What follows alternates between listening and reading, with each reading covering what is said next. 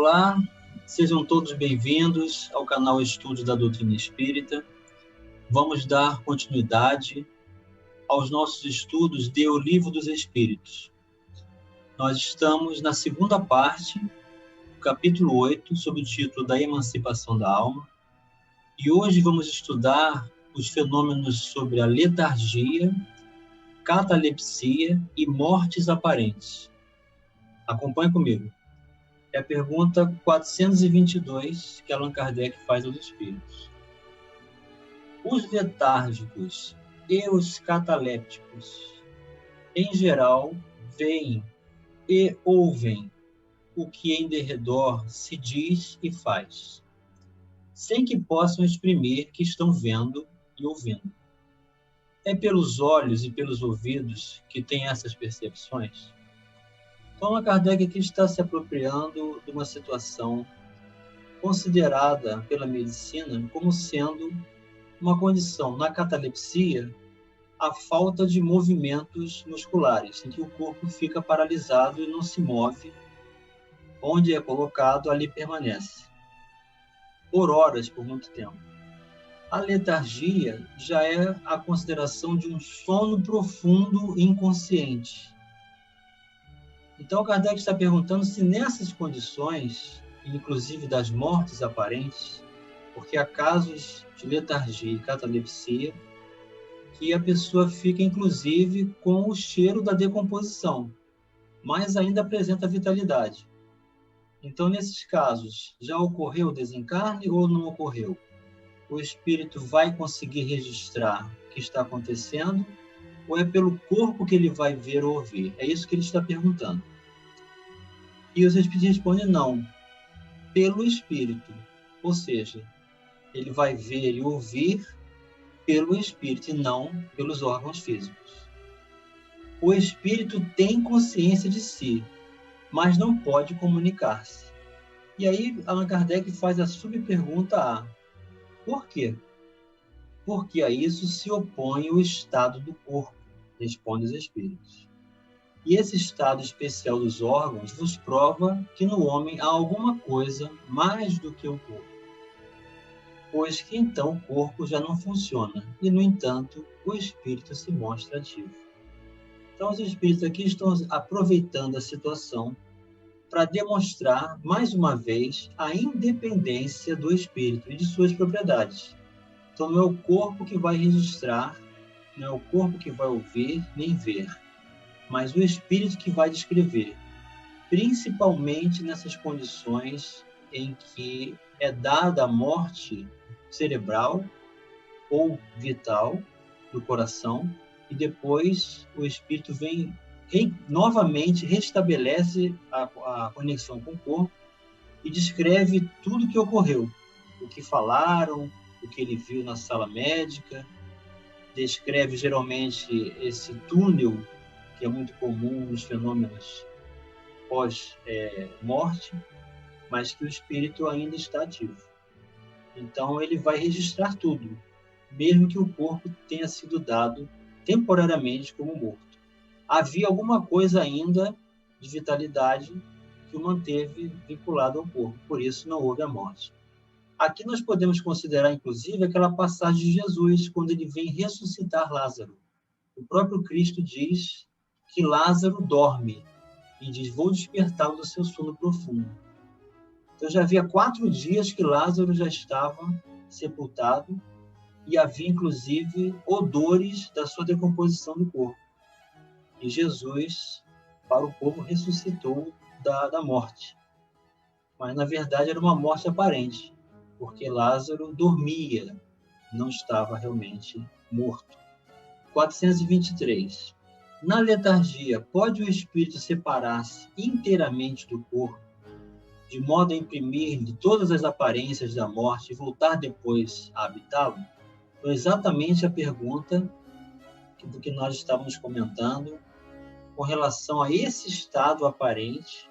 O corpo é dado como morto, tem características de morto, e depois ele volta para habitá-lo. E os espíritos respondem, na letargia, o corpo não está morto, porquanto há funções que continuam a executar-se. Então, aqui os espíritos estão sendo claros, direto, mostrando que existem essas situações, e foi o que aconteceu com Lázaro, na passagem que Jesus desperta Lázaro do sono profundo. É um sono inconsciente profundo, e o corpo vai apresentar características de morte aparente. Sua vitalidade se encontra em estado latente, como na crisálida, porém não aniquilado. Ora, enquanto o corpo vive, o espírito se lhe acha ligado. Em se rompendo por efeito da morte real e pela desagregação dos órgãos, os laços que prendem um ao outro integral se torna a separação, e o espírito não volta mais ao seu envoltório. Desde que um homem aparentemente morto volve à vida, é que não era completa a morte. Então aqui os espíritos estão nos ajudando a entender essas duas condições. Não é só porque algumas funções deixaram de existir e foram detectadas inativas que não existe mais a possibilidade do retorno. Se houver vitalidade, conforme eles disseram, como na crisálida, referindo-se à borboleta, a lagarta que vai se transformar em borboleta. O espírito, se ele voltou a habitar o corpo, é porque a morte ainda não aconteceu. Os laços do espírito que prendia o corpo ainda se mantêm. Aqui nós também temos um caso muito interessante que vale a pena você que segue a nossa página e vem estudando o Livro dos Espíritos e deseja aprofundar-se no entendimento desses valores, poderíamos estudar a vida de Ivone do Amaral Pereira. Era uma médium que tem ou tinha a faculdade letárgica ou cataléptica, em que ela permanecia totalmente imóvel, desdobrava-se com uma porção perispiritual grande de vitalidade, apresentava no corpo a condição de morte aparente, inclusive ela relatava muita dor ao sair do corpo, e ia para o mundo espiritual com um estado de consciência muito grande, ao lado do Dr. Bezerra de Menezes, ao lado do seu guia espiritual Charles, que foi seu pai, uma das encarnações, e ela passava a registrar tudo que os espíritos mostravam para ela, inclusive os romances que ela escreveu. A ela foi mostrada toda a estrutura do romance, a conjectura das ações registradas no mundo espiritual. Tanto que quando ela volta para o corpo e desperta, os espíritos ditam, não é a psicografia. Quando se pega um romance de Ivone Pereira, está escrito assim, ditado pelo espírito Charles. O que significa que os espíritos estão ajudando a Ivone a lembrar o que ela já viu, desdobrada do corpo, nesse tipo de mediunidade. Então, ela também apresentava as características de mobilidade, de letargia, no momento da faculdade mediúnica, para ter uma percepção muito mais dilatada fora do corpo físico. Vale a pena também conferirmos a história de Ivone do Amaral Pereira. E a pergunta 424.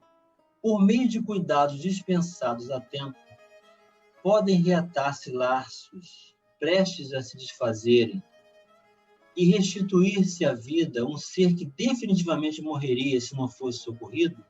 E os espíritos respondem, sem dúvida, e todos os dias tendes a prova disso.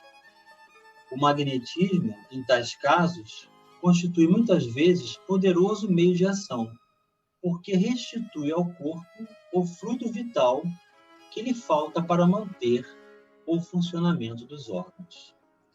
Então, Kardec foi um grande estudioso do magnetismo, até antes de ser convidado a comparecer nas reuniões mediúnicas das chamadas mesas girantes.